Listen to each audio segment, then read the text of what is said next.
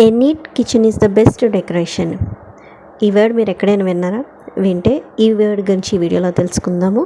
Welcome back to learn more. మన వరకు kitchen అంటే చాలా వరకు డెకరేషన్ లేకపోతే ఏదైనా కొన్ని వాటితో నింపడమే. ఈరోజైతే simple kitchen counter top organisation ఎలా ఉంటుందో అని చూపిస్తాను. సో ఏమీ డెకరేషన్ లేకుండా సింపుల్ కిచెన్ ఆర్గనైజేషన్ ఎలా కౌంటర్ టాప్ అనేది మీకు చూపిస్తాను. అది కూడా చిన్న మినీ బ్లాగ్ అనమాట. వీడియో నచ్చితే లైక్ చేయండి, షేర్ చేయండి. అలాగే మీ కామెంట్స్ని, మీ ఒపీనియన్ కామెంట్స్ ద్వారా కామెంట్ చేయండి.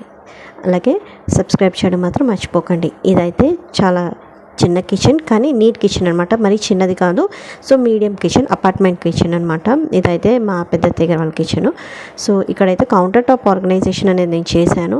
సో పెద్దవాళ్ళు కాబట్టి మినిమలిస్ట్గా, అంటే ఎక్కువ హడావిడి లేకుండా, ఎక్కువ డెకరేషన్ లేకుండా ఎలా చేయొచ్చు అనేది సింపుల్ ఐడియా మీకు చూపిస్తాను.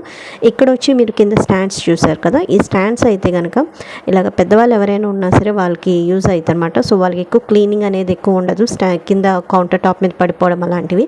సో ఇలాంటి స్టాండ్స్ కనుక మన కౌంటర్ టాప్ మీద పెట్టుకున్నామంటే మొత్తము వాళ్ళు డైలీ యూజ్ చేసేవన్నీ కూడా గ్రోసరీస్ అక్కడ పెట్టేయచ్చు అనమాట. సో ఇటు సైడ్ వచ్చి మిక్సర్ జార్లో వేడు మీకు ప్లేట్స్ చూపిస్తున్నాను కదా. సో ఇవేంటంటే కంచాలు కాకుండా, ప్లేట్స్ కాకుండా మనము వంట చేశాక పెట్టడానికి పెట్టాను అనమాట. అండ్ ఇటు బింది వాళ్ళు వాడే రెగ్యులర్గా వాడే వాటర్ అన్నీ పెట్టాను.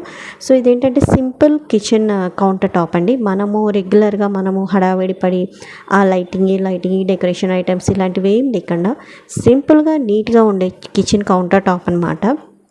ఇదేంటంటే సాధారణంగా పెద్దవాళ్ళకైతే ఇలా ఉంటే చాలా సింపుల్గా ఉండిద్ది. వాళ్ళు ఆర్గనైజ్ చేయడానికి కానీ, వాళ్ళు క్లీన్ చేసుకోవడానికి కానీ బాగుండిద్ది అనమాట.